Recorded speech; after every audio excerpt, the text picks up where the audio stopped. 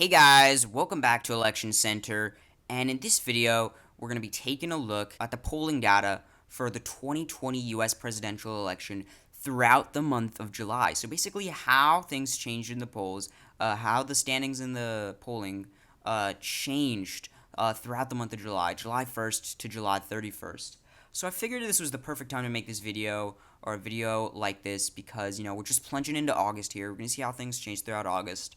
But yeah, we just left the month of July, just wrapped up July. So, I figured it would be a cool video to reflect back on the last month and just talk about how things changed in terms of the standings in the presidential race and how things changed in the polling.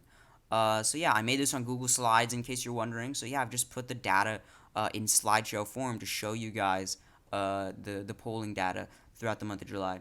So let's jump into the first slide here. I'm showing you guys here the national polling average from July 1st to July 31st. I'm going to show you guys the one on 538, but this one's from Real Clear Politics. So up here in the first box, I have the scroll. They have a graph on the website, and I have the scroll on the graph set to July 1st. Down here, I have a picture of the scroll set to July 31st. So up here, on July 1st, it was Joe Biden 49.7%, Donald Trump 40.3%. So that's a spread of plus 9.4% for Joe Biden. And then you guys can see the graph and how it changed over time. And then down here, we have Joe Biden 49.9%, so a tiny increase for him in the Real Clear Politics average. Donald Trump, a slightly more significant increase, 42.1%.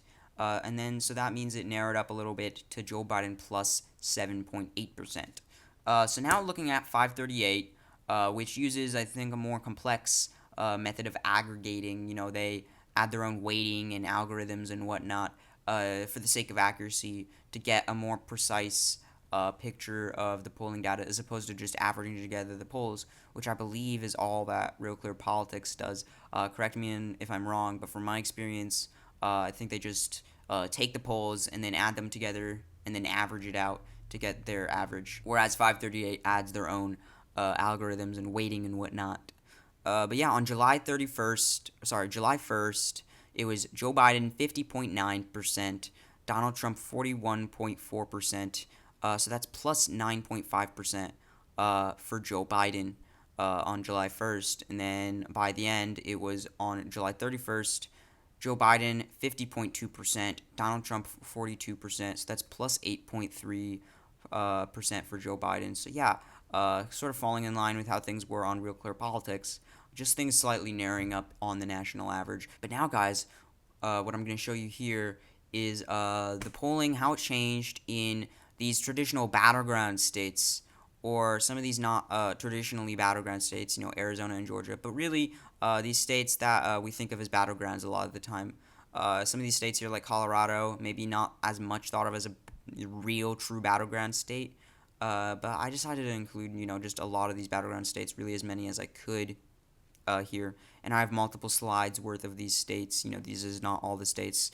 When I get to the next slide, we'll see even more battleground polling. But yeah, in this first column, I have who the leader was and how much they were leading by on July 1st. Here in the middle, it's July 15th and then July 31st, so we can see how the margins changed beginning, middle, and end of July. So here in Arizona, it was Joe Biden plus 3.3% at the beginning. In the middle of July, July 15th, it was Joe Biden plus 2.4%.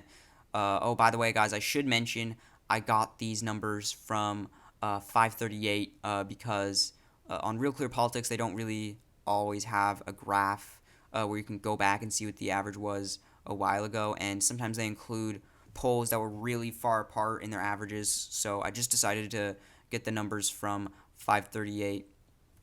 I noticed they don't really have those things getting in the way, like Real Clear Politics sometimes does. But yeah, so yeah, got these from got these from numbers from 538. So yeah, in the middle, Joe Biden plus 2.4, and then by the end he had recovered because he had slipped some, and then he'd recovered and then some to 3.9 plus 3.9. In Colorado, it's getting more and more out of Republicans' reach to win here in Colorado, becoming more and more of a safe Democratic state. Looking at the results over time. So yeah, Colorado at the beginning of July, pretty massive lead for Joe Biden, 17.2% in the 538 average. In the middle, it had not really changed too much. I guess technically it narrowed up a tiny bit, but that's basically nothing, right? 0.2 change, Biden plus 17. And then by the end, it had actually gotten to a more realistic margin because, I highly doubt Joe Biden's going to be winning Colorado by over 17 points, but 13.2%, that's a more realistic margin, right? But now moving on to Florida, more of a true battleground state, whereas Colorado, it's a lot easier for the Democrats to win here than the Republicans, it seems, right? But yeah, and moving on to Florida here, at the beginning, we saw Joe Biden with a substantial lead, plus 7.2% on July 1st. July 15th, Joe Biden plus 6.8, and then July 31st, Joe Biden plus 5.9. So sort of a steady narrowing down. His lead goes down by 0.4, 7.2 to 6.8, and then it goes down a further 0.9 to 5.9%. So yeah, Joe Biden a substantial lead, but it looks like on this arc, right, narrowing up a bit, right? But now moving on to Georgia, where nowadays Donald Trump actually has the advantage. But at the beginning of July, it showed Joe Biden plus 1.7%, which is pretty surprising considering Republicans have won this for so long. We've for so long thought of it as a red state, but it has been trending blue, going more and more into the Democrats' column. It's still kind of a red state, maybe slightly more red than blue. But yeah, it's really nowadays kind of a true battleground state, whereas it was formerly a red state, but it's one of these states that's been trending blue. So yeah, Joe Biden plus 1.7 at the beginning, and then on July 15th, Joe Biden plus 0.9. So really down to the wire at this point. And then finally, Trump, that's bad news if he's losing in Georgia. A little bit of solace for the Trump campaign. We talk about a lot. I notice it seems Donald Trump is losing pretty badly right now. Just not really in a great position to win. But he at least took back the lead in Georgia, right? So Trump plus 1.3 by the end of July. Iowa, I guess I consider this kind of center right in terms of it's just slightly an advantage for the Republicans here in the state of Iowa, slightly more red than blue, right? But it's a battleground, no doubt. But at the beginning of July, it was a dead heat in the polls. No advantage in the 538 average. But then on July 15th, Trump had taken the lead, kind of as I expected. So Trump plus 0.7, and then a bit more substantial, still pretty small, pretty tiny lead actually for Donald Trump at the end of July, plus 1.1, but at least he's leading by more than just, a full percentage point. So yeah, now moving down to Michigan, a Rust Belt state. Joe Biden is doing really well in the Rust Belt states. He really appeals to these blue collar voters in the Rust Belt, one of his key demographics. So yeah, at the beginning of July, it was actually a huge lead for Joe Biden, considering Donald Trump won this state in 2016. Think about that, and it was Joe Biden plus 9.7. It had narrowed up a little bit in the middle to Joe Biden plus 9.1, and then finally an actual, significant narrowing up by the end of July. Joe Biden plus 8. So his lead contracted by 1.7% throughout the month of July. So yeah, in Michigan, I still don't think Donald Trump really has the best odds in this state. Probably not very good odds at winning the state of Michigan, considering Joe Biden's substantial leads. Considering Joe Biden's substantial leads here in this state and in the Rust Belt. But yeah, it narrowed up a bit throughout the month of July in Michigan. Now down here in the state of Minnesota. Uh, so apologize, folks, for this maybe getting in the way. I'll just stop moving around my mouse, and then that'll go away. So yeah, at the beginning of July, it was Joe Biden plus 10.5. I don't think they actually had an average out yet on 538, but I believe once they put their average out, they're able to have the data going backwards just by applying their algorithms. Not sure if that means that maybe on July 15th, the average would have actually showed something different, and then they just went back and changed the data subsequently. I feel like that maybe what happens, but so yeah, that's still what they were saying, though, the lead was. But yeah, in Minnesota, it was Joe Biden plus 10.5 on the average. in 538. Then in the middle of July, that goes to Joe Biden plus 10.2. So once again, a bit of a contraction in the lead. Then July 31st, I think this is when we actually had some good polling data out of Minnesota, or a lot more of it. And that's Joe Biden plus 7.6, so a bit more of a realistic number. That's kind of what we're seeing in these Rust Belt states. 8 points. That's an 8 point advantage for Joe Biden in these Rust Belt states. That's kind of the general picture we're seeing in the Rust Belt. But yeah, that's the first slide of battleground states. Moving on to the next, we have Nevada, which I feel like is easier for the Democrats to win. It's kind of been a while since Republicans won here, but it's not totally out of their reach, sort of like how I feel like maybe Colorado or New Mexico is starting to become. But yeah, on July 1st, Nevada, that was Joe Biden plus 8.6. July 15th, Joe Biden plus 8.5. Not significant change. But then July 31st, a significant change. 2 point contraction in his lead. Joe Biden plus 6.5. So things narrowing up in Nevada, but still a substantial lead for Joe Biden. New Hampshire, this battleground state was one of the closest states in 2016, I think just behind Wisconsin and Michigan. Hillary Clinton, get this, she won it by just 0.37%. That is an incredibly thin margin. There were some states, I think just Wisconsin or Michigan, that was by a smaller margin. Those were real small though, and so yeah, pretty astoundingly small margin. I guess it kind of speaks to Hillary Clinton's weaknesses as a candidate. So yeah, at the beginning of July though, it was Joe Biden plus 8.3, so a big improvement from Hillary Clinton plus 0.37. Joe Biden plus 8.3. That's just the decimal at the end here, 0.3. That's basically what Hillary Clinton was leading by in terms of the final result on election day. So that's basically an 8 point improvement on that margin, at least according to what the polling was on 538 on July 1st in the average. Here in the state of New Hampshire, Joe Biden plus 8.3. But then we get to the middle of July, it's Joe Biden plus 8. And then July 1st, Joe Biden plus 9.2. So solidifying his lead in New Hampshire. And then in North Carolina, we see some significant narrowing up. At the beginning, it was Joe Biden plus 3.3. Get to the middle here, Joe Biden plus 2.9%. And then at the end of July, Joe Biden plus 1.9. This state could go to Trump if you ask me. In my last prediction I made on the electoral map, I think I gave this state to Biden. I felt that Joe Biden was going to win this state. I still kind of feel that way, but I feel like maybe also Trump, it's almost, he could easily win this state. That's basically what I'm saying. It's one of these states, these battleground states where Joe Biden had the lead. It's narrowing up. If that trend continues, that could flip into the Donald Trump column. But it looks like I have Georgia here. From the first slide, that is an accident, ladies and gentlemen. I'm only human. So yeah, just ignore this right here because we already talked about the state of Georgia. Guess I put that on both slides by mistake. But yeah, now really moving on to the next state here. Ohio. That started off Joe Biden plus 2.6%, despite this being a Trump win in 2016. So yeah, this is when things were really bleak for Donald Trump at the beginning of July here. Then it narrowed up to Joe Biden plus 2.2.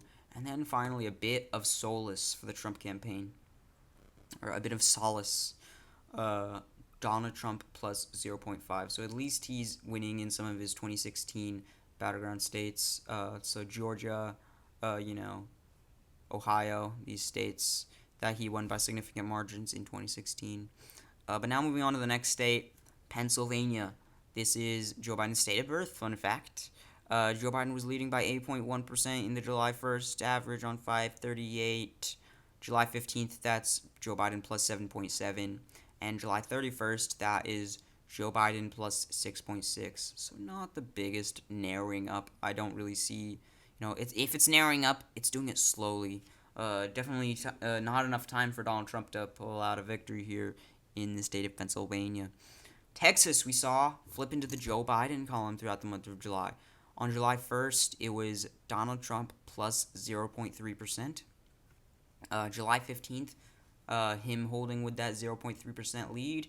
And then on July 31st, Joe Biden plus 0.5%. So yeah, that flipped into the Joe Biden column by the end of July. Really, it has been flip-flopping between a tiny lead for Donald Trump and a tiny lead for Joe Biden.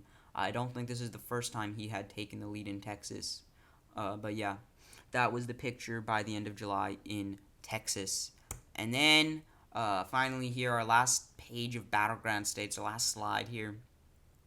Virginia, I just decided to include, even though basically people think of this as a safe Democratic state now.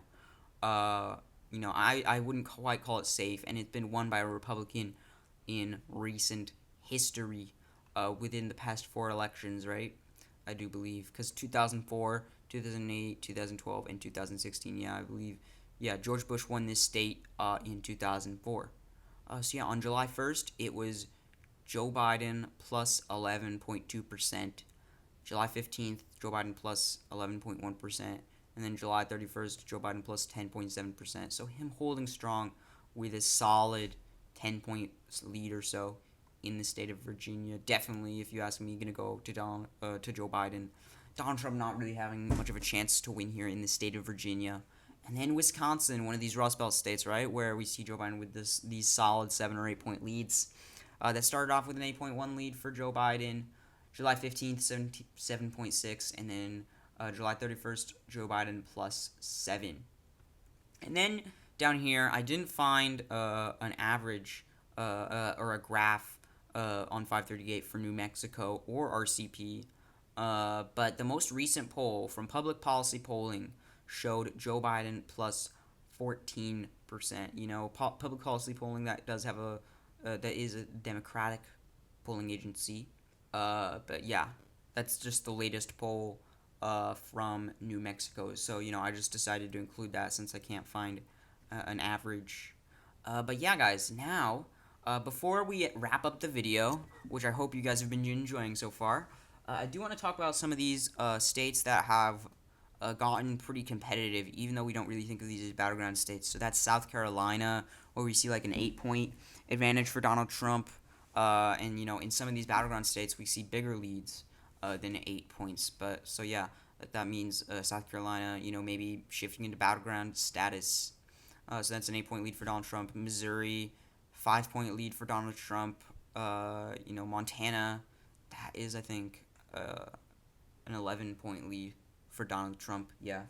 And I do want to quickly mention Maine, which I think some people would refer to as a battleground state, just because it's been pretty close there, and Donald Trump won that second congressional district in 2016. We don't really have an average out of Maine due to the lack of polling, but we're seeing a pretty predictable lead for Joe Biden of maybe 8 points or more in Maine. I think maybe a 10. Yeah, a substantial lead for Joe Biden in the state of Maine.